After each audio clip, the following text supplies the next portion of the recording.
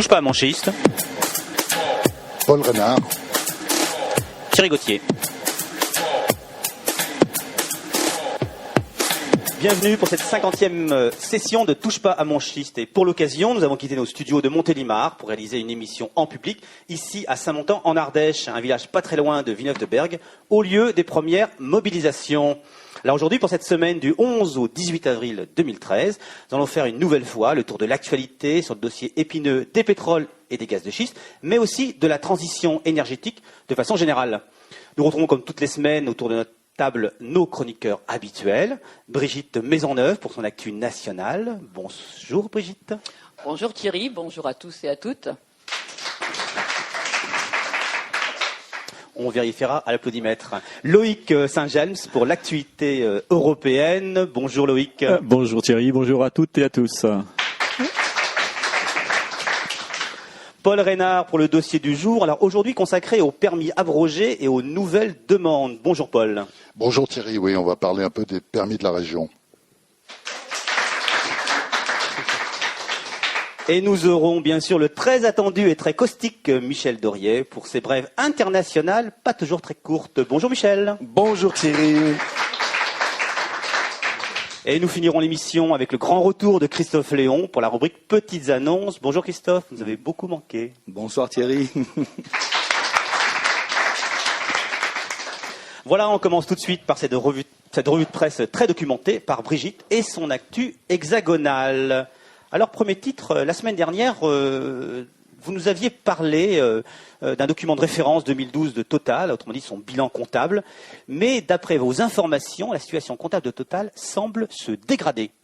Effectivement Thierry, c'est une dépêche de l'AFP qui nous informe que le groupe pétrolier allait devoir passer dans ses comptes du premier trimestre 2013 une perte nette de 1,65 milliard de dollars après son désengagement d'un projet de valorisation du pétrole tiré de sable bitumineux au Canada.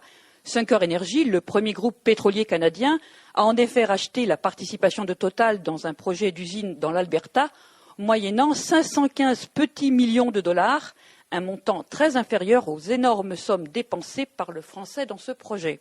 Alors pour leur plomber un peu plus l'ambiance, lors de la prochaine Assemblée générale de Total, on apprend que celui-ci n'a pas réussi à remporter un gisement gazier aux Émirats arabes unis. C'est exact. Alors que sont en cours les négociations pour le renouvellement d'une importante concession pétrolière, co-exploitée par Total aux Émirats, l'AFP nous apprend que le groupe n'a pas été retenu pour exploiter un gisement de gaz dit acide à Abu Dhabi. Devant les journalistes lors du dernier sommet international du pétrole à Paris, Christophe de Margerie a tenté de minimiser l'annonce en déclarant que le contrat avait été remporté par le moins-disant, la société Shell, et qu'à des prix aussi bas, Total ne pouvait de toute façon pas accomplir les missions.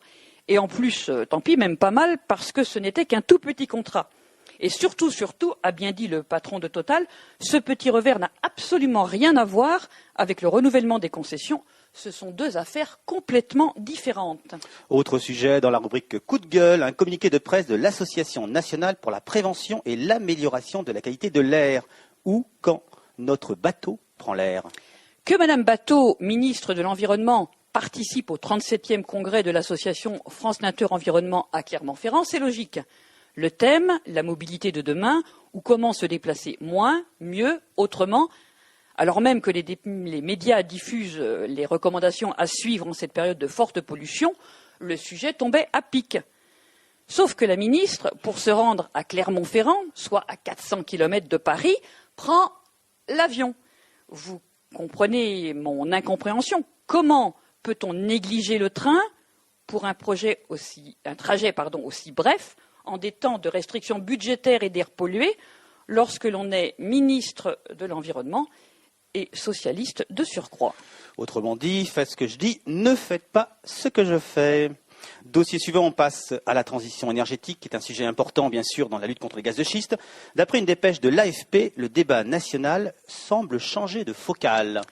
La finalité de ce débat national, je vous le rappelle, c'est de guider l'évolution de la société vers un modèle plus sobre et moins dépendant du nucléaire et des énergies fossiles en général. Ces conclusions serviront de socle à une loi sur l'énergie attendue en septembre.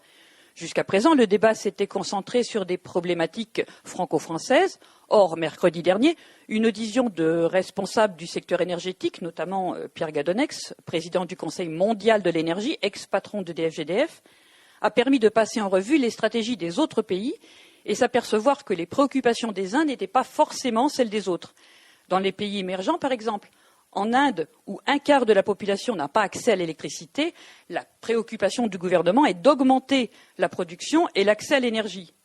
En Chine, devenu le premier consommateur d'énergie du monde, il se construit une centrale à charbon par semaine et plus de 40% des centrales nucléaires en construction dans le monde le sont en Chine. Au Japon et en Allemagne, en revanche, c'est le scénario de sortie du nucléaire qui a été validé. Toutefois, Pierre Gadonex a bien fait remarquer qu'avec la crise au sein même des pays développés, les préoccupations économiques tendaient de plus en plus à prendre le pas sur la lutte contre le changement climatique. Justement, des associations humanitaires ont bien prévenu que la transition énergétique ne devait pas conduire à une aggravation de la précarité énergétique. Lors d'une séance spéciale du débat national sur la transition énergétique, les associations humanitaires comme ATD Quart Monde, la Fondation Abbé Pierre, le Secours catholique ont rappelé qu'elles étaient pour la transition énergétique, mais qu'il ne fallait pas que ce soit les plus pauvres qui paient le plus. Elles ont souligné l'imbrication entre la précarité énergétique et la crise du logement et mis en garde contre le danger que les précaires ne soient de plus en plus relégués vers les logements mal isolés, les passoires thermiques. On ne peut pas réussir une transition énergétique qui laisse 15% et peut-être demain avec la crise 30 ou 50% des citoyens sur le bord de la route. Si la rénovation des logements reste réservée aux catégories qui en ont les moyens, il ne restera sur le marché, à un prix accessible, que des logements mal isolés. Les associations ont aussi reconnu que les aides publiques ne suffisaient pas et qu'elles étaient de plus en plus sollicitées. Dans les semaines qui viennent, le Conseil national du débat recevra, entre autres, les dirigeants d'EDF, de GDF Suez, d'Areva, l'ex-syndicaliste François Chérec ou encore l'écologiste Nicolas Hulot. C'est un point de vue très pertinent, effectivement, sur ce sujet. On compte sur vous, Brigitte, pour nous tenir au courant sur ce débat, parce que je pense que ce n'est pas fini. Il y a quelque chose à rajouter à tout ceci ? Oui, je voudrais terminer en vous précisant que ce débat national sur la transition énergétique, ce n'est pas qu'à Paris qu'il se tient, avec les grands patrons ou les personnalités médiatiques. C'est aussi à côté de chez vous et surtout avec votre participation, car c'est de votre avenir qu'il s'agit. Je vous invite donc à venir ce week-end, le samedi 13 et le dimanche 14 avril, au premier forum citoyen sur la transition énergétique. C'est en Ardèche, à Villeneuve-de-Berg. Merci Brigitte de ce revue de presse très détaillé. Donc on élargit notre cercle de vision, on passe au niveau européen avec les brèves de Loïc. On commence par la Roumanie. Alors les Roumains ont organisé une journée nationale contre la fracturation hydraulique le 4 avril dernier dans tout le pays. Comment se sont passées ces manifestations, Loïc ? Alors, beau succès, puisque plus de 300 personnes se sont réunies place de l'université à Bucarest pour dénoncer la méthode d'extraction des gaz de schiste. En province, à Barlad, une ville située à proximité d'une concession de Chevron et foyer de la contestation nationale, c'est un millier de personnes qui s'est rassemblé devant l'église Saint-Idi, faute d'autorisation à manifester au centre-ville. À Buzias, ville célèbre pour ses eaux minérales et visée par un projet d'exploration d'Universal Premium, ce sont des centaines de personnes qui ont également manifesté. Et que demandaient les manifestants ? Alors les protestataires ont appelé le gouvernement de centre-gauche à révoquer des décisions autorisant plusieurs groupes pétroliers, dont l'américain Chevron, à lancer des opérations d'exploration. On a entendu des Chevron Go Home et Abat les traîtres, en référence au Premier ministre social-démocrate Victor Ponta, qui s'était déclaré farouche opposant au gaz de schiste alors qu'il était dans l'opposition, avant de se dire favorable à l'exploration au début de cette année. Ça nous rappelle certaines personnes en France. Tout à fait. Et dites-nous, les opposants roumains peuvent-ils espérer une reculade du gouvernement ? Ça va être difficile, car le gouvernement est pour l'exploration et les pétroliers ne lâcheront pas le morceau facilement. Au cours des 12 derniers mois, les lobbies ont fait un gros travail auprès des politiques, des médias et des populations des bassins concernés par l'exploration. Les opposants ont donc du pain sur la planche, mais ne désarment pas. Et pendant ce temps-là, en Pologne, nous assistons à une accélération du programme de prospection du gaz de schiste. Les forages de recherche semblent s'enchaîner les uns derrière les autres. À commencer par le groupe PGNiG qui a annoncé qu'il allait procéder à 3 nouveaux forages pour la recherche de gaz de schiste dans ses concessions situées en Poméranie et qu'il poursuivait dans le même temps l'utilisation de la fracturation hydraulique sur son site de Lubocino près de la mer Baltique. De son côté, le groupe pétrolier Orlen a commencé son 5e forage à la recherche de gaz de schiste dans la région de Lublin et réalisera cette année 2 processus de fraction hydraulique, un au sud de Varsovie et l'autre au nord de Lublin. Très bien. Déplaçons-nous maintenant un peu plus vers l'Est et dirigeons-nous vers l'Ukraine qui achète désormais une partie de son gaz à l'Allemagne. Oui, alors Marie Gégaud, dans Le Monde du 7 avril, nous apprend effectivement que Kiev a décidé d'acheter à l'Allemagne une partie du gaz qu'elle consomme. Depuis le 28 mars, il est acheminé par les gazoducs hongrois. C'est un tournant puisqu'il s'agit de fait de la fin du monopole d'approvisionnement par Gazprom, avec lequel le gouvernement ukrainien est en éternelle querelle. Question prix, Gazprom a la main lourde. L'Ukraine paye son gaz bien plus cher que ses voisins ex-soviétiques et européens et est obligée de payer le volume total de gaz commandé, même s'il n'est pas consommé. Ouais, pourtant, l'Allemagne n'est pas connue comme étant un grand producteur gazier. Non, et il y a de grandes chances que ce soit du gaz russe, dont l'Allemagne est grande importatrice. Dans le contrat passé par Kiev avec l'allemand RWE, le gaz leur revient moins cher que le gaz russe. Et toujours dans l'idée de se défaire de l'étreinte russe, l'Ukraine semble se lancer de plus en plus dans les gaz de schiste. Oui, en janvier, l'anglo-néerlandais Shell s'est engagé à explorer et à exploiter un gisement à l'est du pays. L'américain Chevron, lui, a remporté un autre appel d'offres dans l'ouest du pays. Enfin, pour finir, peut-être une bonne nouvelle qui nous vient de Bruxelles, une annonce qui refroidirait l'espoir d'une révolution du gaz de schiste. Le Het Financieel Dagblad, un quotidien néerlandais conçu pour les entrepreneurs et les spéculateurs qui traitent de sujets financiers, titré au lendemain du Conseil des ministres de l'Environnement et du Climat le 27 mars dernier, « La révolution du gaz de schiste n'est pas envisageable ». Alors, qu'est-ce qui nous annonce cette bonne nouvelle ? Alors, les commissaires européens au climat, la danoise Connie Hedegaard, et à l'énergie, l'allemand Günther Oettinger, dont nous avons déjà parlé et qui était plutôt pro-gaz de schiste, eh bien, ils sont en train de freiner l'enthousiasme de certains États membres vis-à-vis de l'exploitation du gaz de schiste. Certains pays, comme la France, la Bulgarie, ont imposé un moratoire. D'autres, comme le Royaume-Uni ou la Pologne, ont entamé l'exploration de leurs gisements. La Commission européenne compte mettre en place d'ici la fin de l'année un cadre politique pour réglementer l'extraction du gaz de schiste dans les États membres qui souhaitent s'y mettre. Et quelles sont les raisons évoquées par les commissaires européens pour justifier la mise en place de ce cadre politique ?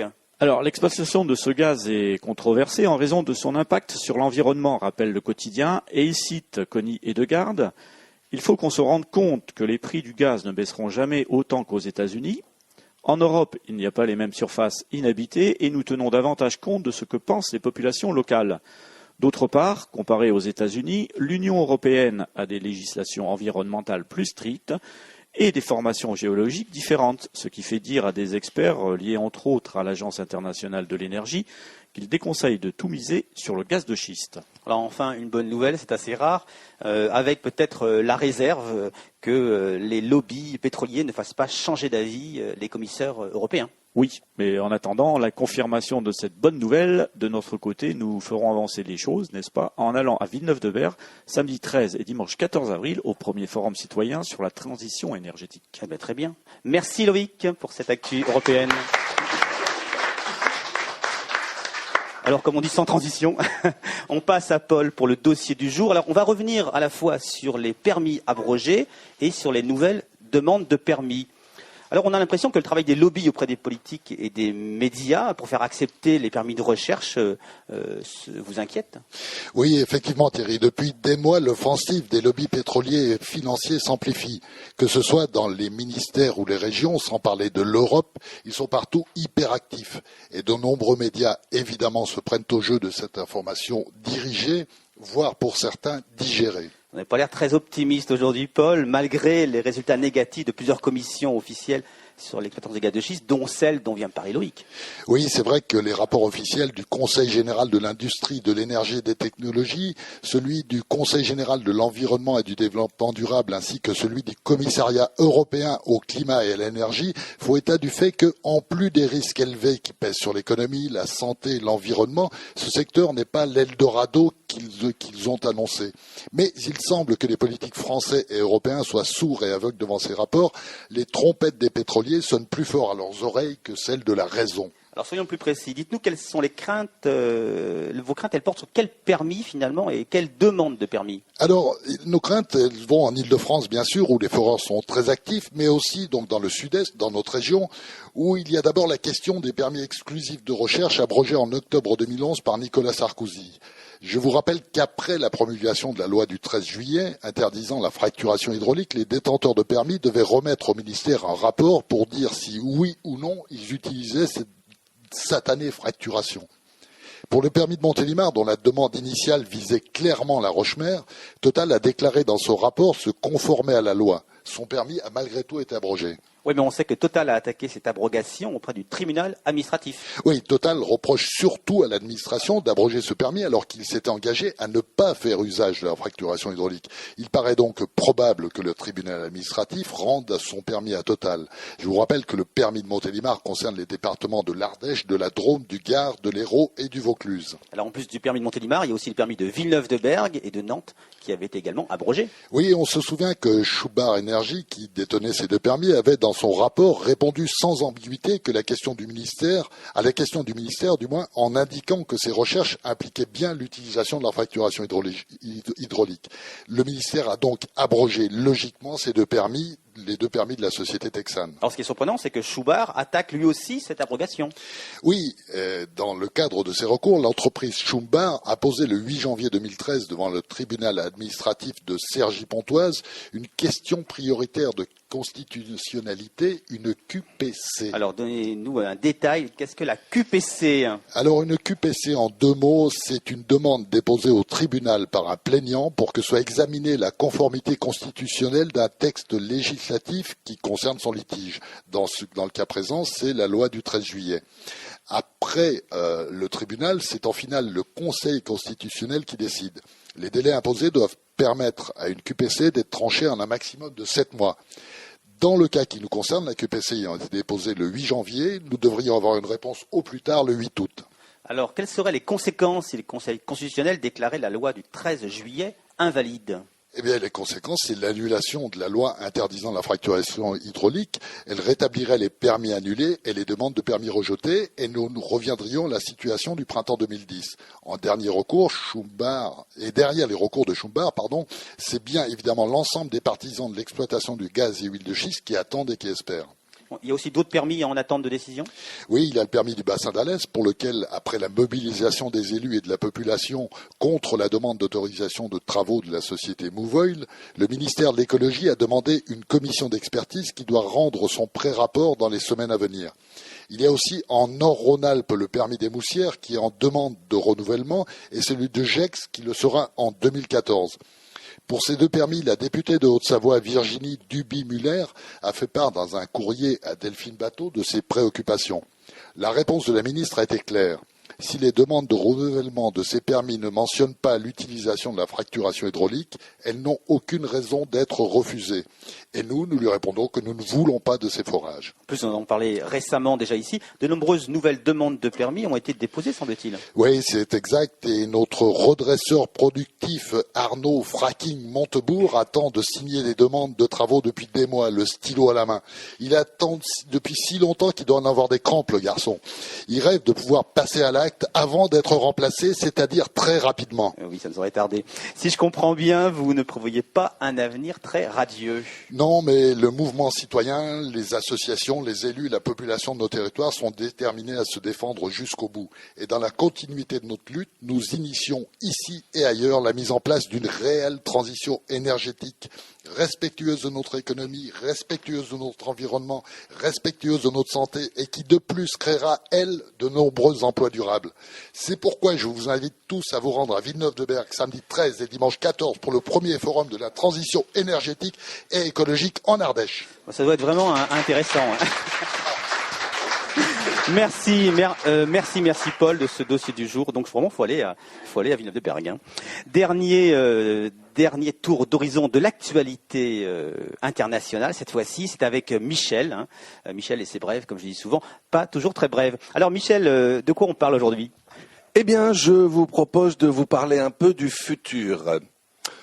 Je m'inspire ici d'un blog sur le journal Le Monde intitulé Oilman et joliment tenu par monsieur Matteo Ozano. Lorsqu'on parle de transition énergétique, on sous-entend qu'on veut se diriger vers une autre situation que l'actuelle.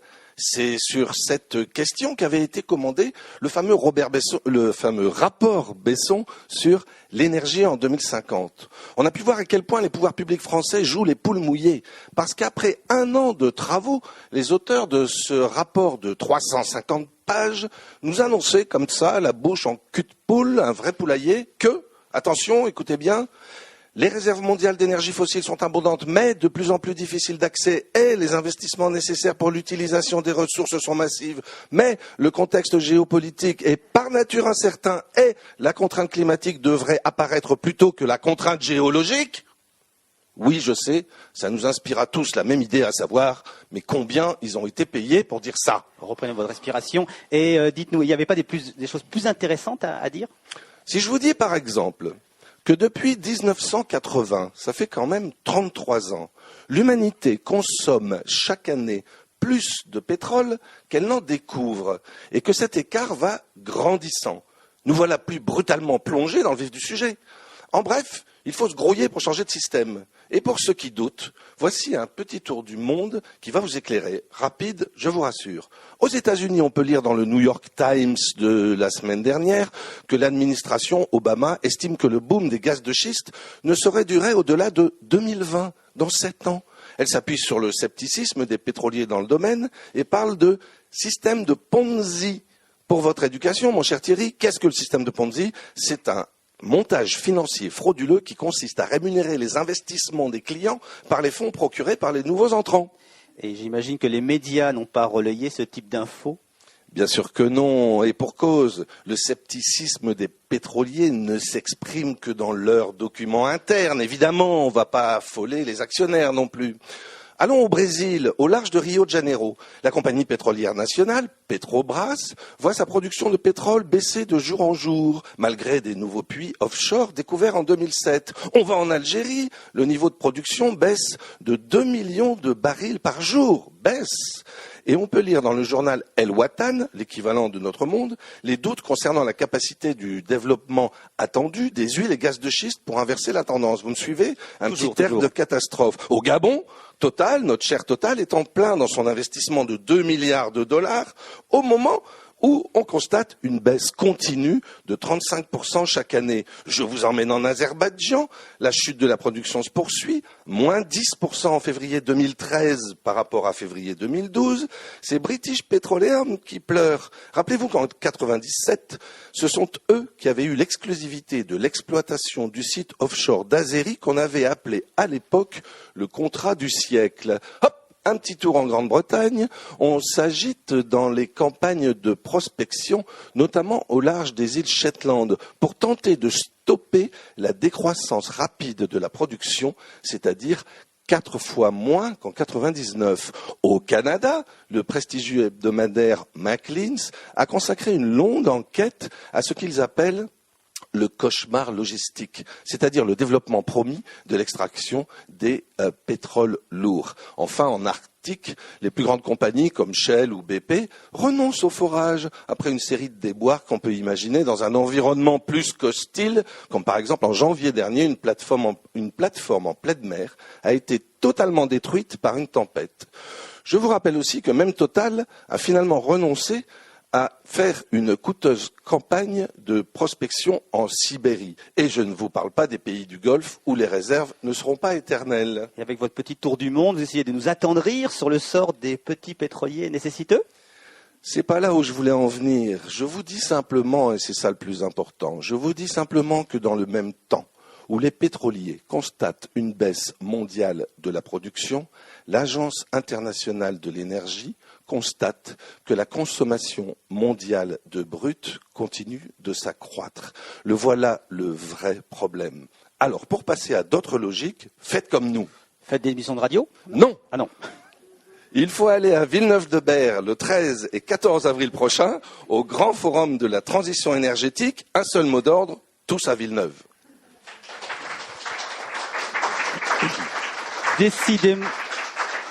Décidément, c'est une obsession. J'espère que Christophe ne nous en parlerait pas. On va passer aux petites annonces. Non, ne vous inquiétez pas. Première petite annonce, la bio dans les étoiles. C'est à Peaugres en journée et à Annonay au théâtre en soirée. Oui, c'est effectivement l'un des 3 événements, on va dire, du week-end prochain qui ont lieu en Ardèche. Celui-ci est particulièrement festif et pédagogique, il s'adresse à tout type de public. Donc vendredi 12 de 10h à 23h, comme chaque printemps depuis 5 ans, la Fondation Nature Vivante donne rendez-vous à tous les acteurs du monde de la bio engagés en faveur d'une agriculture et d'une alimentation biologique, vivante, respectueuse de l'homme et de la terre. Il y aura des experts, des professionnels, des agriculteurs, des scientifiques, des médecins, des élus qui seront présents.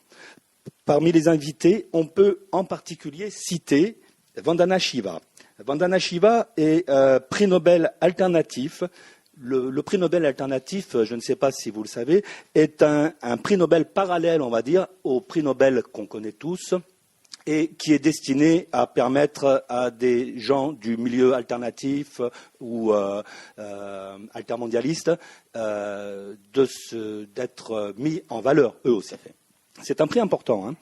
Vandana Shiva avait écrit, entre autres, La guerre de l'eau, privation, pollution et profit, publié en 2003, qui est un livre excellent.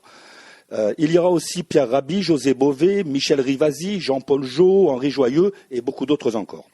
On revient sur la projection du film Promised Land, comme à chaque émission, à ne surtout pas manquer. Voilà, donc c'est un événement qui a lieu aussi en Ardèche, un événement, on va dire. La projection, donc, peut être vue toujours en avant-première, le film de Gus Van Sant avec Matt Damon, qui incarne le représentant d'un grand groupe pétrolier qui est envoyé dans une petite ville perdue des États-Unis pour obtenir les droits de forage auprès des fermiers meurtris par la crise économique.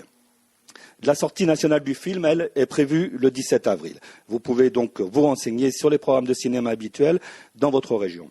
Et le printemps arrive, et avec lui, devinez quoi, le premier forum ardéchois de la transition énergétique. Et oui, évidemment, on vous le répète depuis plusieurs semaines, mais maintenant, il faut y aller. Le collectif Oui à la transition Ardèche organise les 13 et 14 avril 2013 à Villeneuve-de-Berg, en Ardèche, le premier forum citoyen Oui à la transition énergétique et écologique. Vous êtes attendus pour participer à des ateliers débats, vous informer, échanger, vous fournir éventuellement en produits naturels et locaux au village des possibles, ou encore vous régaler lors des différents événements festifs ou artistiques. Renseignements et dépliants sur le site du collectif 07 et sur le site oui-transition07.org, où vous pourrez également vous inscrire comme bénévole pour ces journées. Donc, un grand rendez-vous à ne pas manquer les samedis 13 et dimanche 14 avril. Voilà. Et puis un nouveau stage de formation à la désobéissance civile. Oui, alors dans les semaines prochaines, donc, nous avons effectivement, entre autres, les samedis 20 et 21 avril, l'association des désobéissants qui organise des stages de formation à la désobéissance civile à Saint-Florent-sur-Ozonay, dans le Gard, et à Lyon. Tous les renseignements sur le site www.désobéir.net. Voilà. Et puis des rencontres citoyennes de Colmar organisées par les Amis du Monde diplomatique. Effectivement. Donc, à l'occasion de ces rencontres qui proposent de nombreux débats, projections et conférences, il faut signaler le samedi 11 mai à 13h la conférence débat avec la journaliste Marie Jobert sur le thème « Gaz de schiste, où en est-on ?» Et pour finir ces annonces, un concert contre le gaz de schiste et pas seulement avec des instruments à vent. Oui, effectivement. Alors, le collectif 07, Stop au gaz de schiste, donc notre collectif, organise un concert le 18 mai à Saint-Cernin. Saint-Cernin, c'est la ville où a eu lieu en janvier 2011 la première réunion publique de notre collectif. Plus de renseignements sur le site du collectif 07, bien sûr.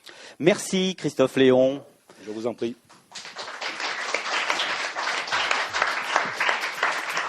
Voilà, c'était la dernière rubrique, c'était de Touche pas à mon schiste, une émission produite par À la Marge Production, présentée par Thierry Gauthier, réalisée par Paul Reynard, en collaboration avec l'association Touche pas à mon schiste, membre du collectif 07. Vous pouvez retrouver cette émission en diffusion sur les programmes de nombreuses radios locales du Sud-Est, que nous remercions, et également en téléchargement gratuit, avec les liens et les références cités aujourd'hui sur le site du collectif, stop au gaz de schiste 07 en un seul mot.org, espace presse, et toujours sur le site alamarge.net, à la marge en un seul mot.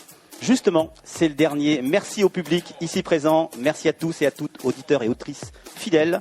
Et à la semaine prochaine. Et d'ici là, restez vigilants.